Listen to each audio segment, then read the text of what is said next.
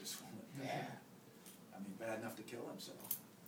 And, you know, he talks about he can't get her figure out of his mind and stuff like that, so. Yeah, I'd love to take it even farther, but I don't. I don't think it would fit the vibe or the mood of the book. Sure. You know, it's literature, you know, it's not, I don't want it to look sensational or, I don't know. It would be fun, but I just don't know. Well, and the other thing is, just like the text, you want the pictures to kind of provoke the reader, not necessarily map it out for them. Mm-hmm. I mean, I'm going to do, this is from my scrap file. You guys even keep those anymore?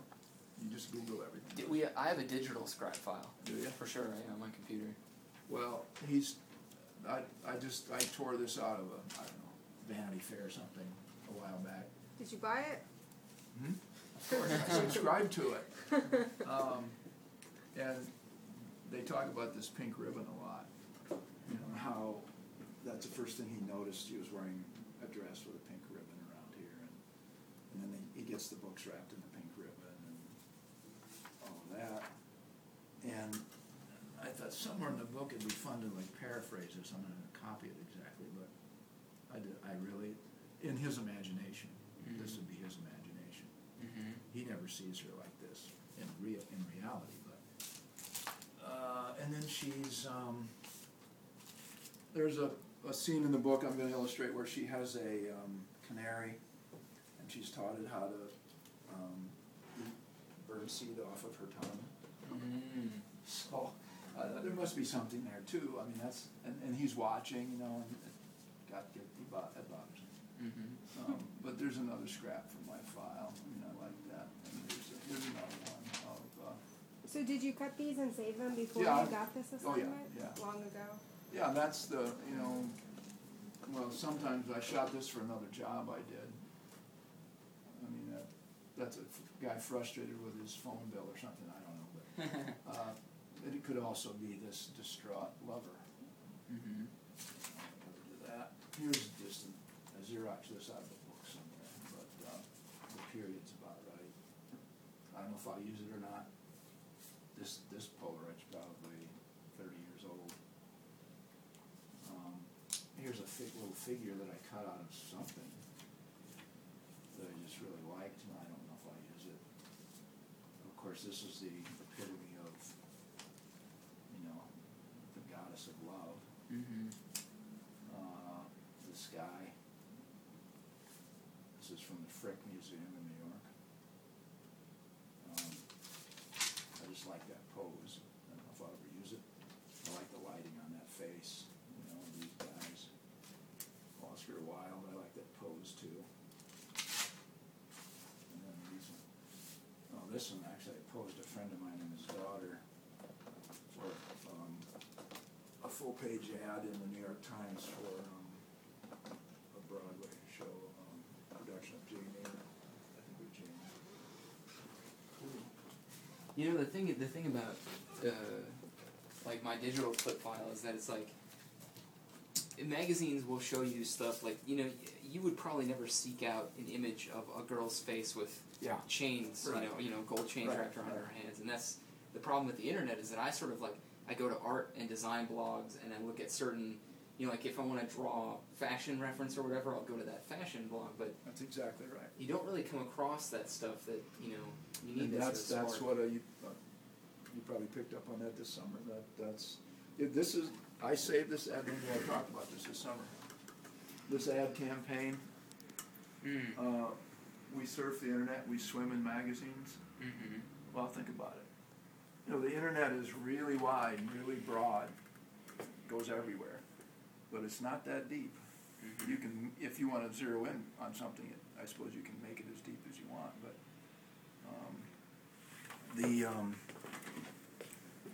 But this is I've been collecting this file for 25 years now, probably.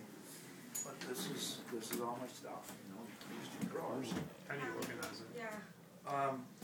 just by categories that you learn over time what stuff what you use. You know, like started out with, it's in alphabetic order, aircraft, Americana. I don't use that much anymore, but some of this stuff is more geared toward advertising, architecture, art styles, which, you know, in addition to all the books, there's you know, stuff like this is different lighting on a statue that I like or a sculpture I like.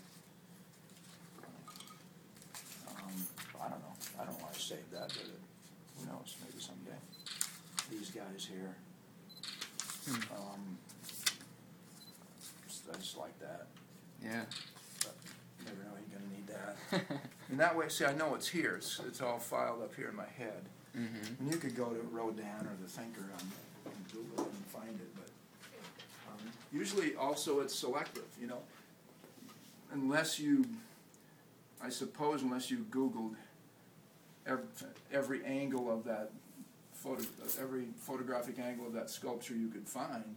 Mm-hmm. See, I wouldn't save this if it wasn't an angle that I thought I would use. When this registered with me when I saw it, mm-hmm. Like not just because it's a Thinker, but because I like the point of view, mm-hmm. and that's a big deal. And then this is the painting that I paraphrased for the video I showed you guys, the harem girl, mm-hmm. in the video. I probably don't use. I just old scraps from, you know, Playboy, Marshall Harrison, John Collier, Playboy again, Minneapolis Children's Theater. Oh yeah, some cool stuff. I really like this. This is back. I mean, this is, geez, when my kids were little. 1960. Well, no, 1980. And I didn't really know what I was seeing back then, because I wasn't into this kind of naive, kind of Euro style mm-hmm. stuff. But there's enough there that I thought I should save that. You know, that's kind of interesting stuff. Yeah. And do you know what this is? What this particular work is?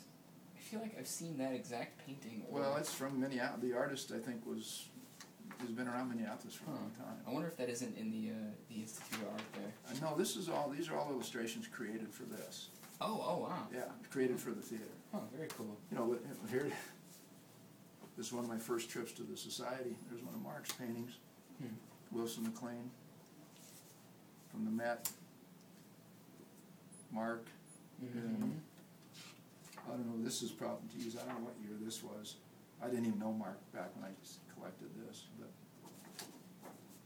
I was digging through your annuals tray when you guys were out of town, because I was cat sitting for them, so I went over there mm-hmm. twice a day, and I would just like take a big stack of your annuals out and just sit there flipping through them for an hour. Those old annuals are fun to see people, Yeah. and then who was like people in the style of other people. I saw some of your early work, Gary. There's one that has your. There's probably more than one with your work on the cover, but I saw one that had. It was like a mask. I feel like. Three masks. The three masks. Mm-hmm. Yeah. The pen. Were they like pen? Is that Baron? Yeah. Yeah. That's Baron. Marshall, Van Hollen. I used to like this girl's work a lot. Oh yeah. Robert Cunningham under that or not? Yeah, he's in one of these. I just went by him. Liz Bennett's her name. I don't know what happened to it, but these are great. Yeah. No, anyway, that's somebody else. There's the Society again. What's the name of that guy that I asked John about? He was the illustrator who pretended to be homeless. Mark's got the story about him, someone tapping his shoulder, and now I'm blanking on his name. He taught George at Pratt Institute. He's a real good drawer. Passalacqua? Yeah, Passalacqua. That's. Oh yeah, sure. That's right. Yeah, I've heard that story. I've heard it from Dave, I think, when he was alive. Yeah, he's terrific. But so that's, you know, then I don't use this that much for stylistic inspiration, but. What do you do if you have like a period photo of a woman? You know, then do you file it under period or women or like? Well, see, you just have to do Period what women. you think is right for your set. I've got women. I've got